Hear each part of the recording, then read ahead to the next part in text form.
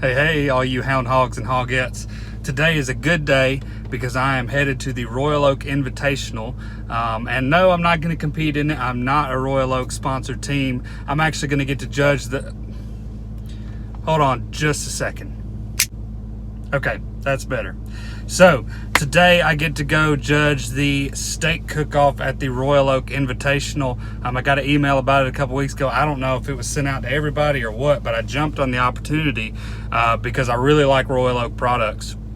And honestly, I'd really like to be sponsored by Royal Oak so one day I could be in this invitational. And I will talk about sponsorships at the end of this video. For those of you who don't care, you don't have to watch that part. But I'm going to try to get some cool footage. I'm not sure how much I'm allowed to shoot, or obviously I can't go in the judging booth with the camera. So we'll see what it looks like. But I'm really excited because this should be some of the best cooks in the country here. And so I'm going to bring you guys along and let's see what happens.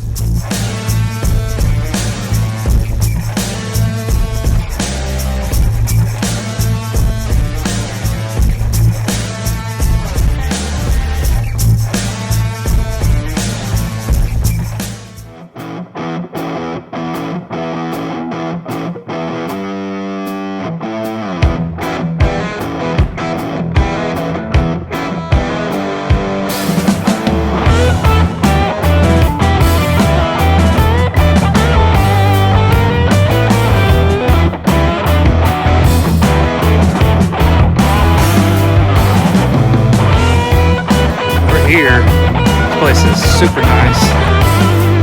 Wouldn't think of a charcoal place being this nice, but we can walk around, just get some shots, see who's here, see if we know anybody, and then we got about 45 minutes for the judges meeting, so we'll get to that.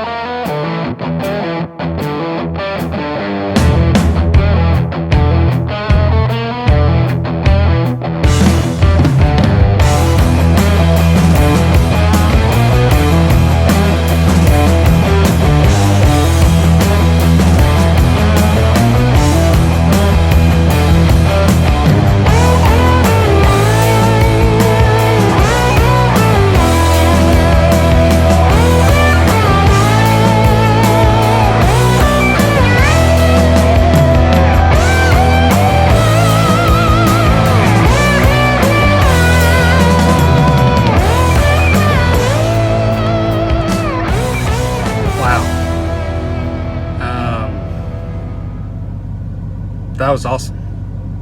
I know I didn't get a whole lot of footage just because I really couldn't.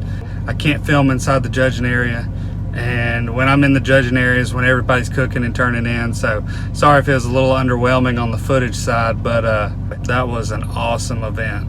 I think I had more fun judging that event and hanging out with some of the SCA guys like Mike and Brett and some of the judges and that I've probably had competing. That was an awesome event. Let me tell you something we tried today in the judging area that I think is really cool. I mean, it may not seem like a big deal to everybody, but it seems like a pretty big deal to me.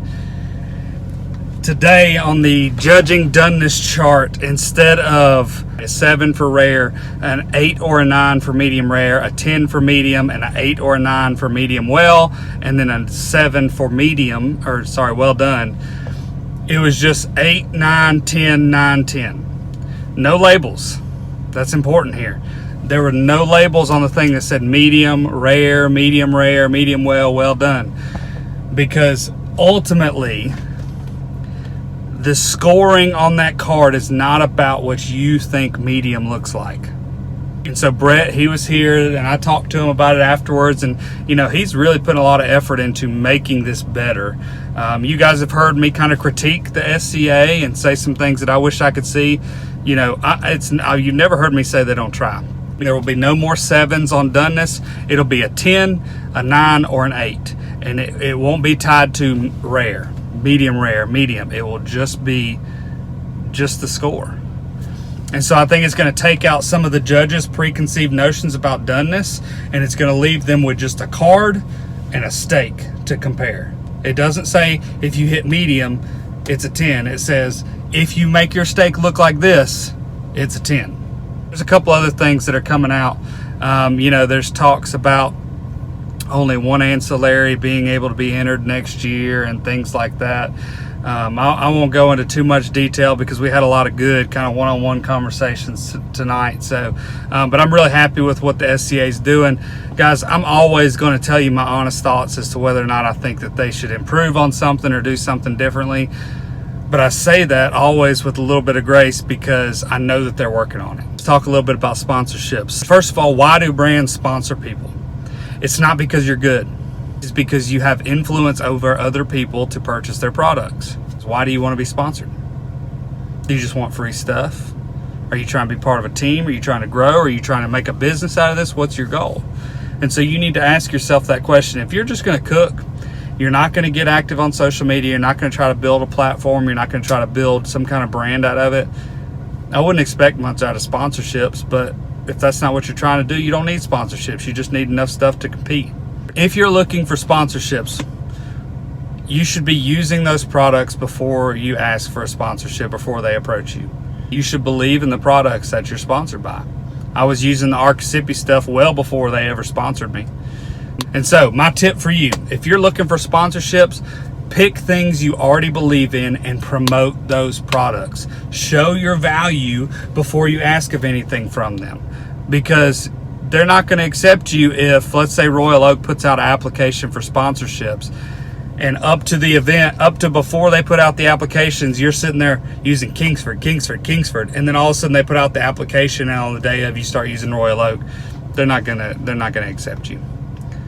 You need to be believing in these products before you actually ask for sponsorships or before you receive them. And so that's kind of my spiel on sponsorships. Man, I cannot stress enough, this was an awesome event. It was just, I had so much fun. I wasn't even competing, and I really and truly hope that I get to come back as a team one day. And guess what? We have a company now. We have a website where you can purchase a lot of the products that we use. It's called HoundHogsBBQSupply.com, and I'll leave a promo code right here at the bottom that will give you 10% off. And so check that out. Go ahead, order those things you've been looking at, that you've seen us use, that you've never known how to get. We have given you access to that now. As always, we want to encourage you to go out, cook something new, and I'll see you guys next time.